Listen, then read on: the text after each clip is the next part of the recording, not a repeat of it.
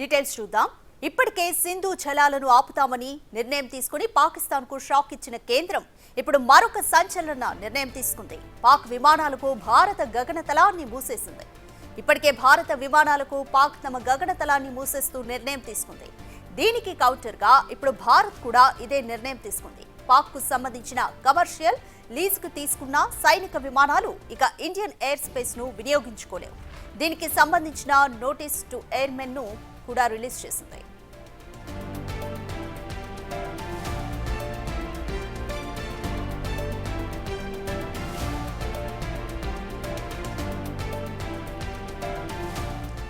భారత్ తీసుకున్న ఈ నిర్ణయంతో పాక్ కు కొన్ని కష్టాలు తప్పవు. కౌలాలంపూర్ సహా మలేషియాలోని ఇతర నగరాలు, సింగపూర్, థాయిలాండ్ వంటి ప్రాంతాలకు వెళ్లాలంటే ఇకపై పాక్ విమానాలు చైనా, శ్రీలంక మీదుగా ప్రయాణం చేయాల్సి ఉంటుంది.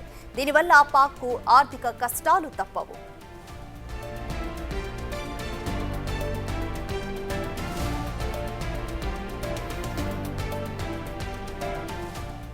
మరోవైపు భారత్ ఎప్పుడు ఏ వైపు నుంచి దాడి చేస్తుందోనన్న భయంలో ఉంది పాకిస్తాన్. ఏ క్షణమైనా తమపై ఎయిర్ స్ట్రైక్స్ జరిగే అవకాశం ఉందన్న భయంలో ఉంది. ఇప్పటికే లాహోర్, ఇస్లామాబాద్ ను నో ఫ్లై జోన్ గా ప్రకటించింది. కమర్షియల్, మిలిటరీ విమానాలపై ఈ ప్రాంతంలో నిషేధం విధించింది.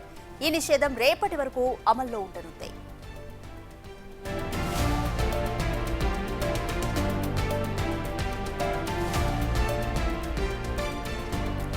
మరోవైపు భారత్ దాడులు చేస్తుందన్న భయంతో పాక్ ఆర్మీ కొన్ని ఫార్వర్డ్ పోస్టులను వదిలేసి వెళ్లిపోతున్నట్లు తెలుస్తుంది. కొన్ని పోస్టులపై పాకిస్తాన్ జెండాలను వదిలేసి ముందు జాగ్రత్తగా వెనక్కి వెళ్లిపోతున్నట్లు సమాచారం.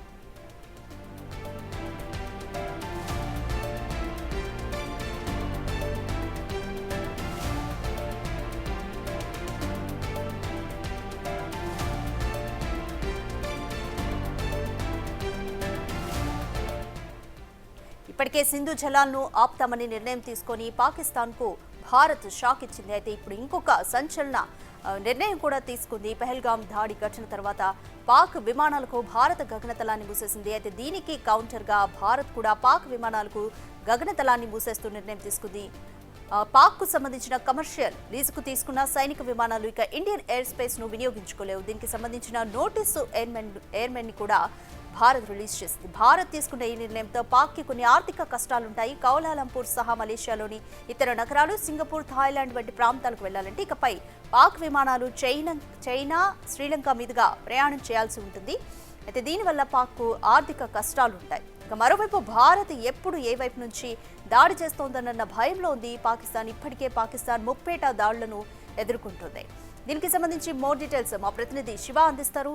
రైట్ శివ, మనకు తెలిసిందే పహల్గామ్ దాడి తర్వాత భారత్, పాక్ కఠినమైన నిర్ణయాలు తీసుకుంటున్నాయి. ఇప్పుడు పాకిస్తాన్ కు భారత్ గగనతలాన్ని కూడా మూసేసింది భారత్.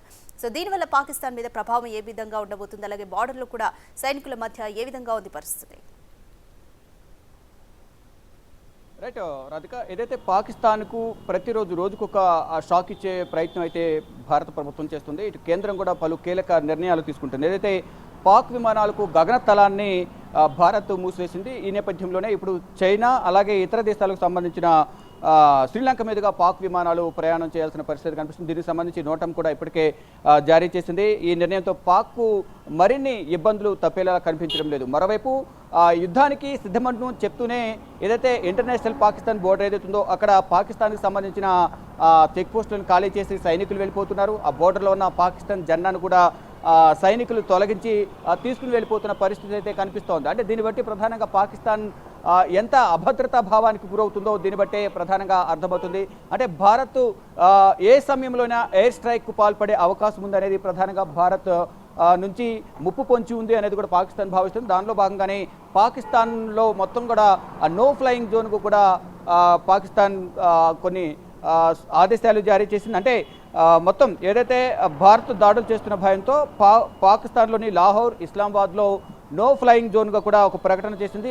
ఇవన్నీ కూడా ఈ ఏదైతే ప్రకటన చేస్తుందో నో ఫ్లయింగ్ జోన్, ఇది రేపటి వరకు కూడా అమల్లో ఉండే అవకాశం అయితే కనిపిస్తుంది. అంటే రేపటి వరకు ఉంటుందా, దాన్ని కంటిన్యూ చేస్తుందా అనేది కూడా చూడాల్సి ఉంది. కానీ ఇప్పుడైతే ప్రస్తుతం అయితే భారత్ ఎటువైపు నుంచి దాడి చేస్తుందనే భయం అయితే పాకిస్తాన్లో ఉంది. దానికి సంబంధించి ముందుగానే చెక్ పోస్టులను ఖాళీ చేసి వెళ్ళిపోవడం కానీ, మరోవైపు ఆ పాకిస్తాన్ జెండానే ఆ దేశానికి సంబంధించిన జాతీయ జెండానే సైనికులు బోర్డర్స్లో నుంచి తొలగించి మట్వారా బోర్డర్ ఏదైతే ఉందో అక్కడి నుంచి తొలగించి తీసుకువెళ్ళడం పట్ల కూడా కొంచెం అందరూ కూడా కొంత ఉత్కంఠ కొనసాగుతోంది.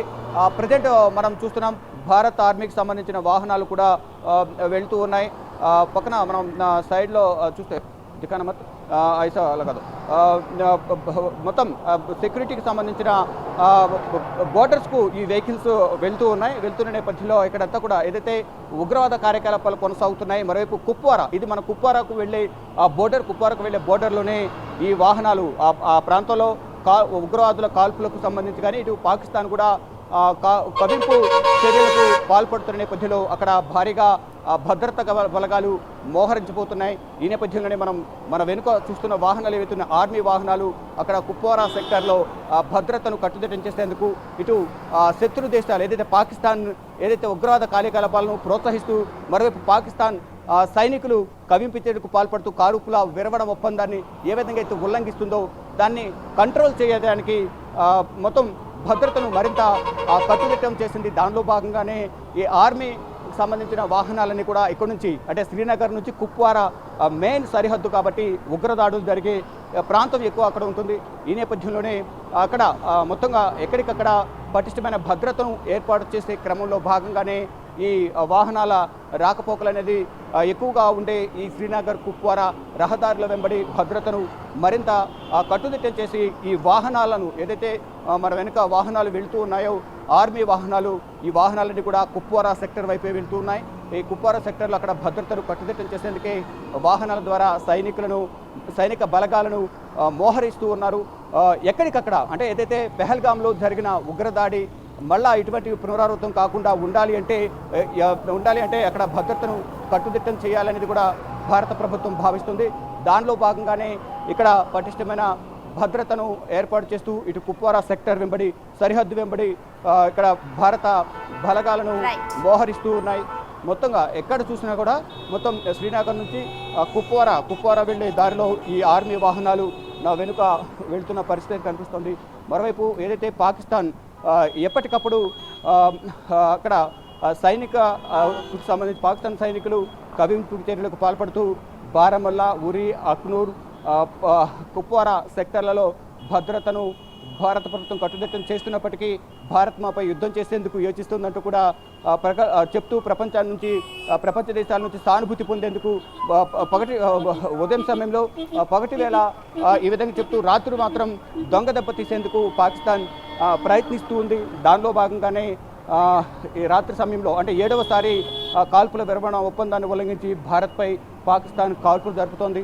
దాని ధీటుగా భారత ప్రభుత్వం కూడా ఎదుర్కొంటున్న పరిస్థితి కనిపిస్తుంది. మొత్తంగా చూసుకుంటే ఈ పెహల్గాం కాల్పుల ఘటన తర్వాత మొత్తం ఇటు జమ్మూ కాశ్మీర్ కానీ శ్రీనగర్ ఈ సరిహద్దుల వెంబడి మొత్తం పాకిస్తాన్ సరిహద్దుల వెంబడి భద్రతను కట్టుదిట్టం చేసి ఎక్కడ కూడా ఉగ్రవాద కార్యకలాపాలు జరగకుండా ఉగ్రవాద కార్యకలాపాలు నిరోధించే విధంగా కూడా భారత ప్రభుత్వం చర్యలు తీసుకుంటుందని చెప్పాలి. రాధిక.